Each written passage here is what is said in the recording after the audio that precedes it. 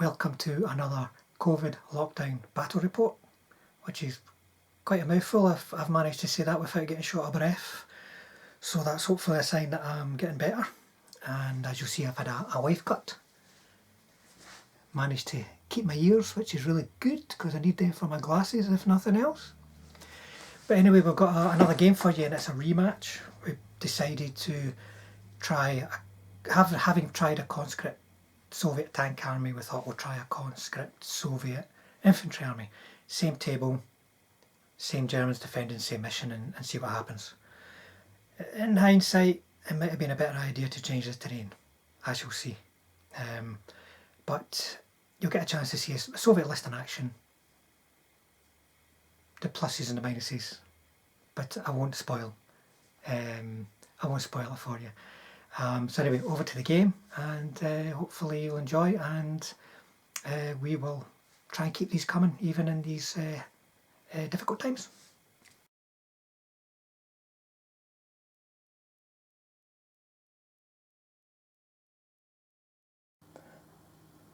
Welcome back to another battle report, folks, and this one is a rematch.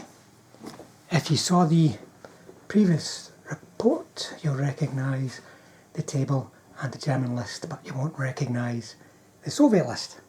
We thought we'd, as the table was still set up, we thought we'd give it another go and see if these conscript Soviets could do better with infantry than with tanks. So the German list is the same. Core formation is an infantry company with 2 platoons, company command, 4 mortars, 4 heavy machine guns, and 4 Pak 38s. Then in support, they've got 3 Marders, and that's the real tank killers in the list, and 8 sort of utilitarian Panzer IIIs. Regardless of how they're modelled, please note that they are all short-barrelled 50s. So their anti-tank is only 8, which means they're going to rely on the Pak 38s to a degree, but mainly the Marders to kill the T-34s. Now they're going to have 4 minefields again. That hopefully won't be so much of a problem for me, because I'm playing the Soviets, as it was in the last game. And the list I've taken is the sort of conscript infantry list, which is a formation of 2 infantry platoons, one of them being a penal platoon. They're the 19 base options. The other size is just ridiculous. These are ridiculous, never mind, was it 28 bases or something crazy like that.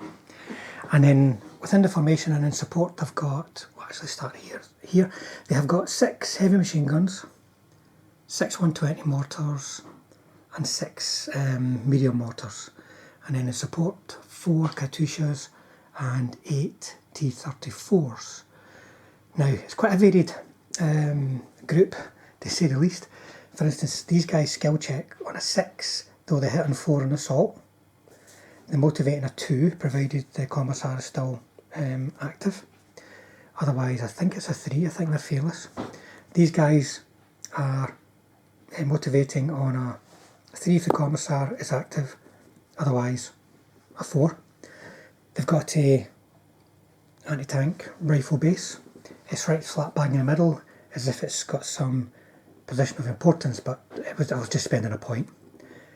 There's a company command, and these guys hit on a 4 in assault, as do these guys.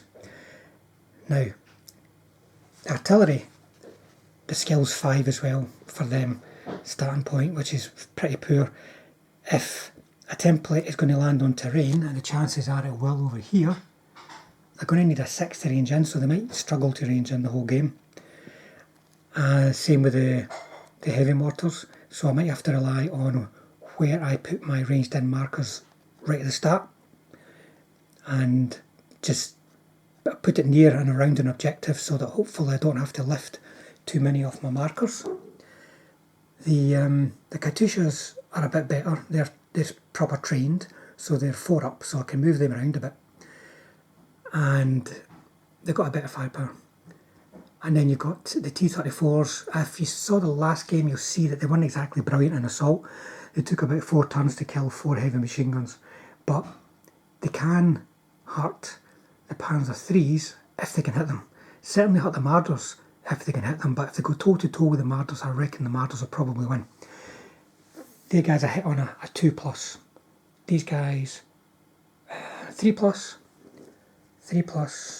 3+, but they have got a 4-up save. Hit the 3+ with a 4-up save. Likewise. So the tanks are easier to hit than the infantry, but the infantry have a less of a save, and that can make a huge difference because they've got a 50-50 chance of biting the bullet, so to speak, when the bullets start to fly. So the mission is no retreat, same one as before. Brian will be playing remotely as before, so we'll come back when everything is set up and we're ready for the first turn, for which will be the Soviets. So that's us deployed. Let's look at the Germans first of all. So Brian is leaving his tanks in reserve. It's a nice easy 60-40 split because that's 40 points. He's putting his Marders in ambush. He's put his mortars here so they can clobber most things coming out of the deployment zone. Anti-tank guns protecting this objective. You can see I've smothered that area with ranged in markers, so he's avoiding that. He's put 3 minefields up here. These 2 are touching and there's a gap there. Grenadier platoon here. Heavy machine guns across these houses. Company command in the middle to support various platoons and do some spotting, and another grenadier platoon on the other side of the house. So that's leaving this objective unguarded, but he's thinking it's going to take me some time to get there, which is true, and you can get reserves on if needed.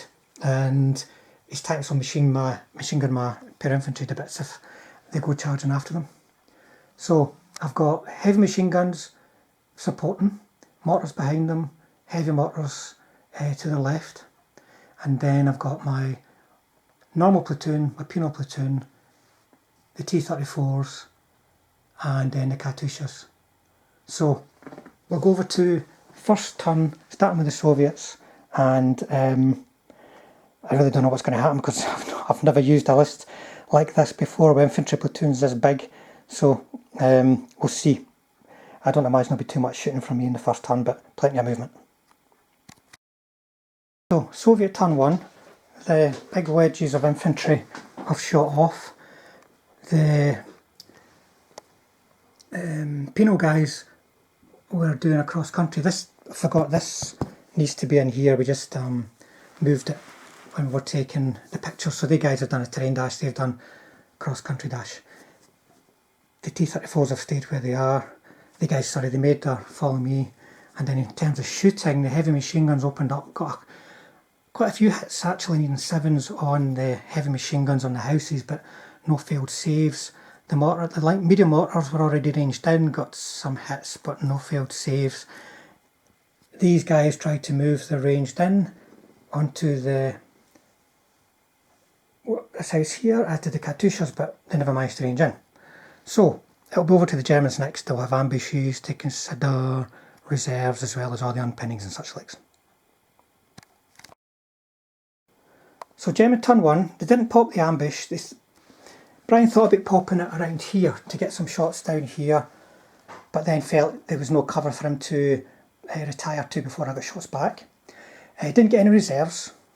The heavy machine guns unpinned and then did that. It's ridiculous. Heavy machine guns out of 24 shots got 11 hits, and then I failed most of them. If they'd had a 3-up save, only maybe 2 of them would have been dead. But that's the difference between a 3-up and a 4-up. The artillery also killed a base here, plus company command, but he jumped over into this platoon. He survived that. So one more turn of movement and they're all dead, you know. So unless I can actually do something to kill his heavy machine guns, half of my attack is gone. There's only 10 bases left out of that. I think it started with 20. One more turn of shooting and they've basically had it. So the conscript Soviet infantry are still not doing very well against these veteran Germans.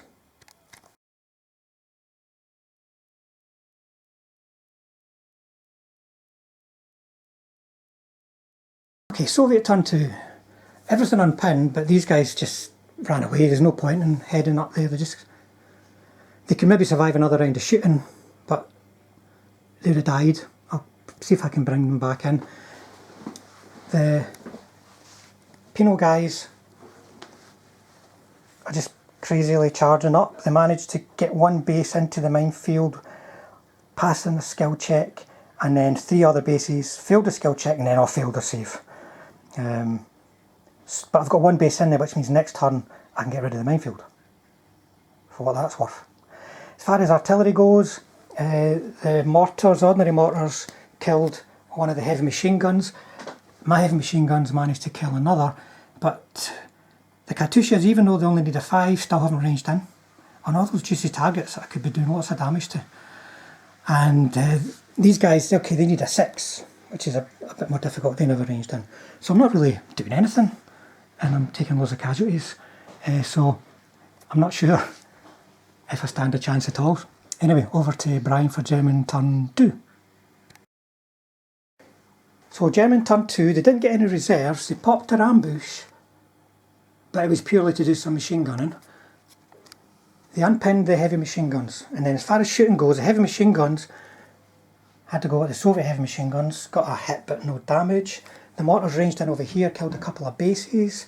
The Marders popped the ambush outside short range, moved into short range just to get these guys here, and caused another couple. I never put markers down, but there was a couple of bases dead, a couple of bases dead.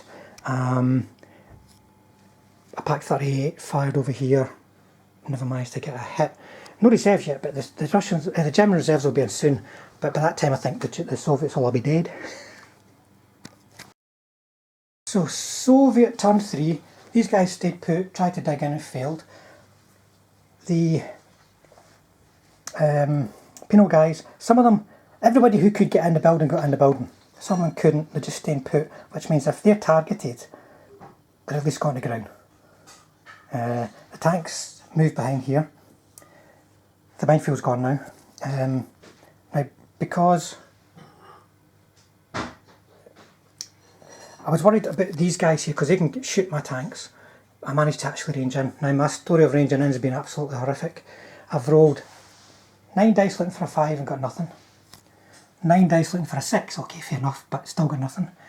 The wee mortars at the end did, however, they lifted off the one, because there's just one heavy machine gun under there, lifted off that, managed to range in. So if they stick about, there's a chance I can kill some guns, kill anything for that matter.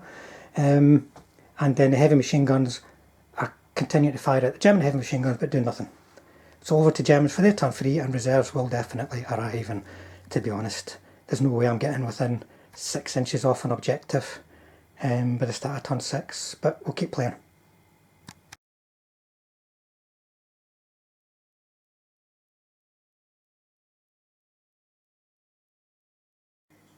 German turn 3, so the heavy machine guns are just staying on the ground. The Pak 38s are staying put. One of them fired, managed to bail out a T-34. The rest haven't moved into range because there was the risk of they'd be moving out of dug in positions. Now the mortars fired and slaughtered. They're just getting destroyed. It's a complete waste of time. The Marders are sort of gradually working their way back into cover, shooting as they go, not doing anything. They've got reserves. One platoon came on, staying behind there now to support the Marders and sort of like deal with these guys mob-handed. So that's it. Over to the Soviets for their turn 4, I think. Soviet turn 4, I think it is, but we'll double check. So as far as movement goes, these guys have picked themselves up, dashed and followed me. These guys did an ordinary move and follow me. These guys have dashed into here. As far as shooting goes, well, these guys are now on 12 dice without a range in. these actually managed to range in. They managed to get a range in over here, which is quite a useful place to be ranged in. Managed to kill a mortar. The other mortars, it only managed to hit one, and it passed its save for in there. So really I'm just going to charge like mad, as otherwise I've lost the game. And if I'm lucky, I might fluke it. So over to Germans for their turn 4, where the last platoon of tanks will come on and machine gun infantry to death. So German turn 4 and the last reserves have arrived. I'll move over to here because this is where it's kind of all happening. The reserves moved up to get in a position to shoot at these. Now the tank guns also moved in to get a shot at these. The Marders tried a blitz to get past this obstructive terrain and failed, so they did what they could.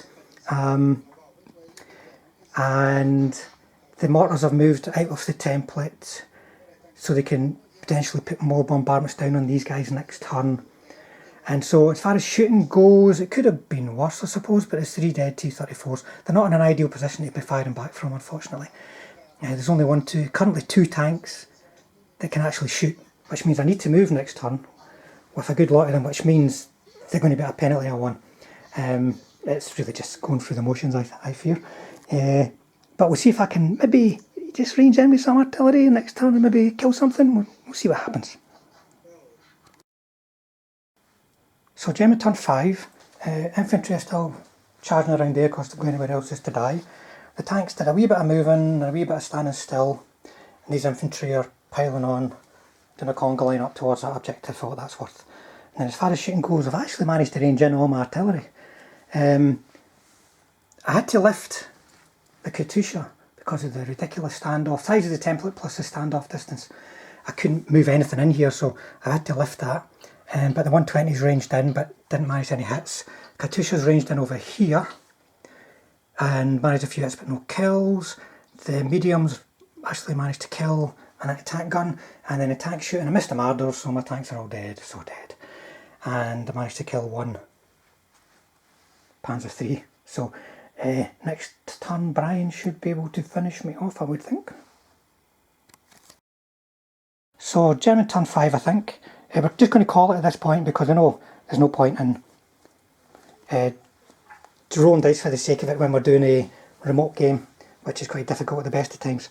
There's enough stuff around here just to slaughter everybody. It needs 2 set of tanks, 3 set of the infantry, and they've got a 4-up save, so you know they're not doing anything else. So it's going to be a very, very easy victory for the Germans. And to be honest, look, a couple of things from my observations is that my luck sucked. I could have wore down his infantry and his guns and so on with all the artillery I had without. All I had to do was range in once and then it would start to have effect, and that never happened till the end of the game. So it's kind of given an unbalanced view of these kind of lists, but I think the most important thing to consider is what happened to that first platoon in the very first round of shooting when it lost 10 bases. And I think you can expect that to be happening with this kind of list. And if it's going to happen in turn 1, it's going to happen in turn 2, and then in turn 3. You know what, even if it's only 5 bases in turn 1, 2, 3, that still destroyed most platoons. So I won't be using these Soviets again, no doubt about it. They're not my preferred kind of list anyway. I prefer something where you can think about what you're doing and try a few skill checks and whatever and so on, but these guys were just not my style. And the Germans just sat there and shot. That's all they had to do really. So there you go, probably the last you'll see of conscript armies on our videos. Maybe some hero units will make an appearance at some point, but certainly no more shovel them forwards infantry or tanks.